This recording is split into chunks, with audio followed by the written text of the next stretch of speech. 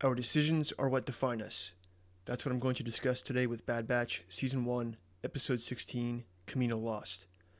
Overall, I thought this episode was a fantastic end to a great season and what is turning out to be a great series. We get some resolution on the relationship between the Bad Batch and Crosshair, and we see Crosshair develop in a direction that will hopefully end well in future seasons. I'm Nate, and this is my YouTube channel. If you like the content in today's video, make sure to hit the like button or leave a comment to let me know your thoughts. Episode 16 was released on August 13th, 2021 on Disney+. In this episode, the Bad Batch, including Crosshair, must escape Tapoca City as it sinks to the bottom of the ocean. The episode is directed by Saul Ruiz, who's directed 6 episodes of Bad Batch now, and the script was written by Jennifer Corbett, who's written 5 episodes of Bad Batch now, and she also executive produces for the show. We pick up where we left off in episode 15 with Rampart's Venator cruisers pummeling Tapoca City. Inside the city, the guys, Omega and AZ-3, run to escape the onslaught of destructive fire coming from the cruisers. A blast knocks them down, separating Omega, Crosshair, and AZ-3 from the guys. Crosshair is still knocked out from Hunter's stun blast in the previous episode, and the room starts to fill with water. Like the last episode, this episode uses four-corner opposition. Omega is the protagonist, and her goal is to save Crosshair and win him over. Crosshair is the antagonist, and the other corners of the box are the guys and then the sinking city itself, which is literally forcing the group to work together, despite their differences, to survive. We want to know if they will make it out alive, but the big question for this episode is whether Crosshair will turn back to his old squad or not. Back on his star cruiser, Rampart is given a report by a clone trooper that the facility is destroyed and sinking fast. The trooper is clearly bothered by what he is reporting, but Rampart is well pleased. I found this scene to be interesting in a particular way. Rampart is eager to destroy everything that the new Empire came out of. The Empire wouldn't be anything without the Republic, the Jedi, or the clones. However, people like Rampart and the TK troopers are zealous to watch the last vestiges of the Republic burn to the ground for something they see as a better option. I felt that this was somewhat of a parallel to how Disney Star Wars was treating George Lucas's passion project. Star Wars became what it was because it was, well, Star Wars. But in 2017, when The Last Jedi came out, I was rather perplexed that some people were eager to watch the franchise and characters like Luke Skywalker burn so the Star Wars name could get on to other stories and new characters, even though The Last Jedi was not the end of the Skywalker saga. There were even people excited about a possible new trilogy that was being planned, which would take place in another galaxy with different rules. I plan to talk about the growing divide within Lucasfilm and the two factions that seem to be growing from the carnage in another video. But for now, as I look at Rampart overseeing his work, I see a parallel to the current state of Lucasfilm. Inside Omega's compartment, she finds Crosshair pinned down. She tries to free him but can't. She calls for help from the guys, but they are locked in another compartment, so it's up to her. But she's just a child, and she doesn't have the strength to do what Wrecker or Hunter might be able to do. She can't just lift the metal beam off of Crosshair. She uses her bow to break the metal up and unpin him.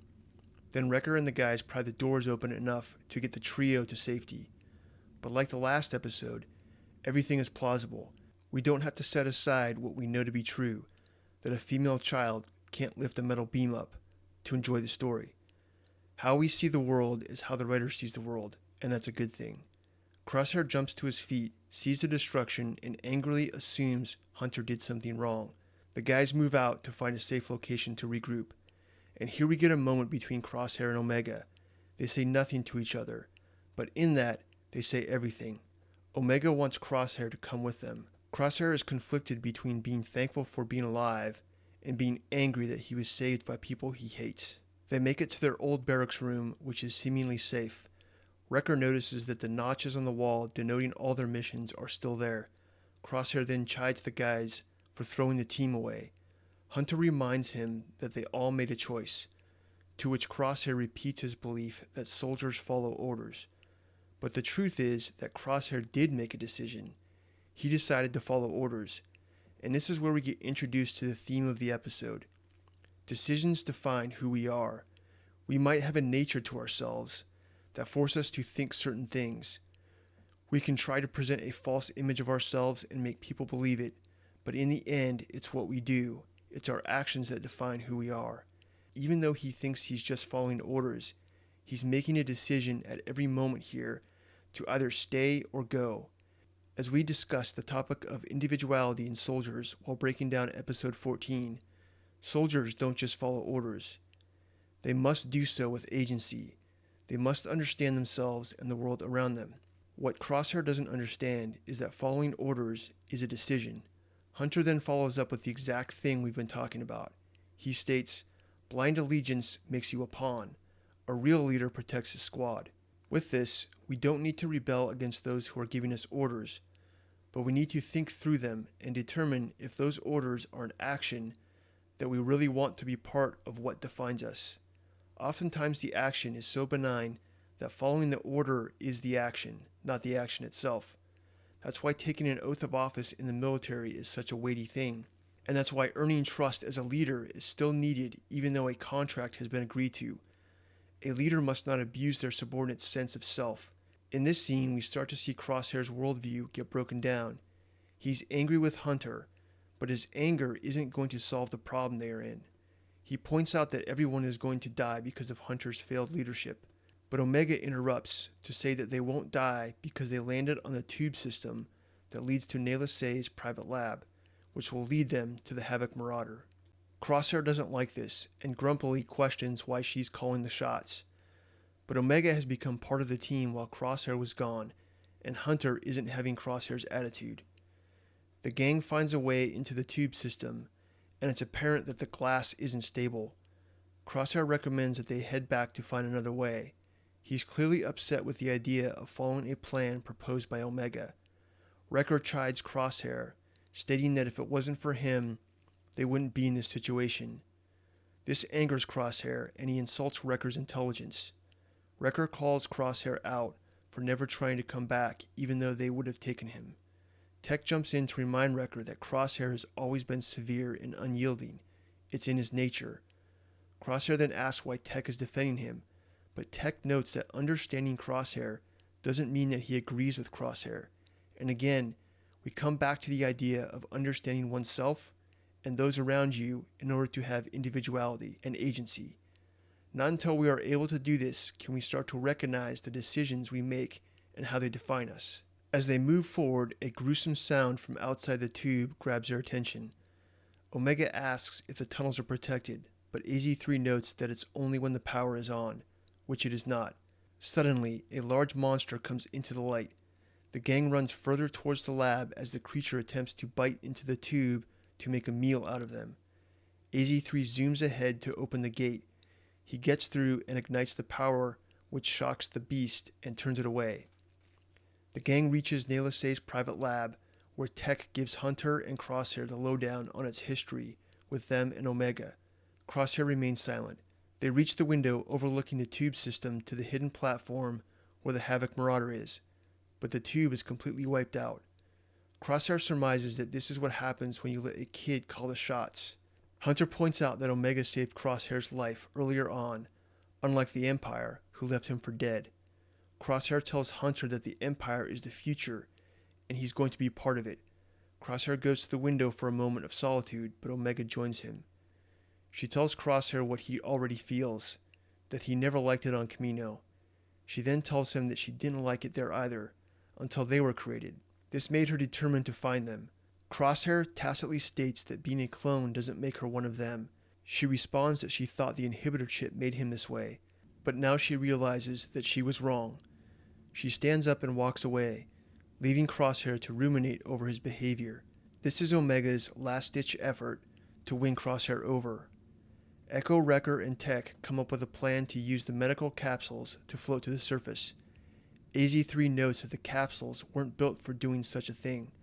Hunter wants to know how they will move the capsules without directional control to avoid the debris still sinking around the structure. Crosshair then joins the planning by making the point that AZ-3 can do the job. And here we get a little nugget from Crosshair, that he might not be a lost cause. After breaching the window, the room quickly fills with water, and AZ-3 pushes the capsules out. AZ-3 then maneuvers the capsules around the sinking debris, but a piece of metal pins AZ-3 in Omega's capsule and drags them back down. On the surface, the other capsules pop up, and the guys look for Omega. AZ-3 cuts the metal away from Omega's capsule, freeing her, but AZ-3's power fades and goes out. With her path clear, he states that he has completed his objective of getting her to safety. Omega communicates to Hunter that she is going after AZ-3. On the surface, Hunter says he's going in, but Crosshair stands up and aims his weapon in Hunter's direction, and we think he's going to kill Hunter to prevent him from causing more harm, but then aims it around Hunter and fires a cable down into the water.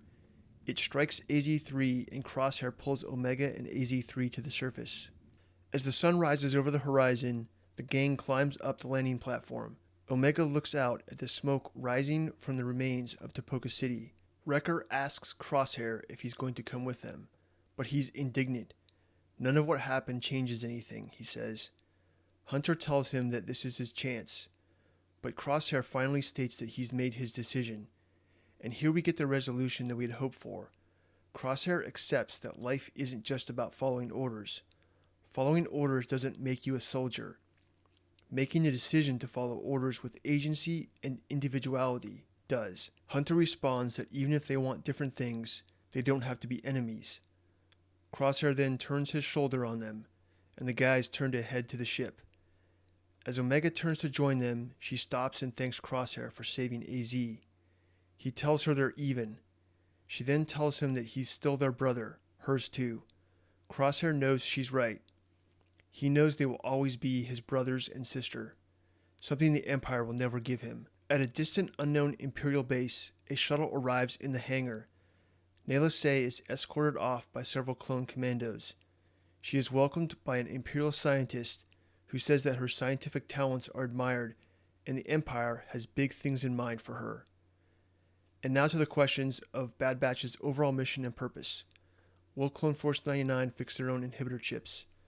This question was answered in Episode 7 Battle Scars. Will Clone Force 99 get Crosshair back and fix his inhibitor chip?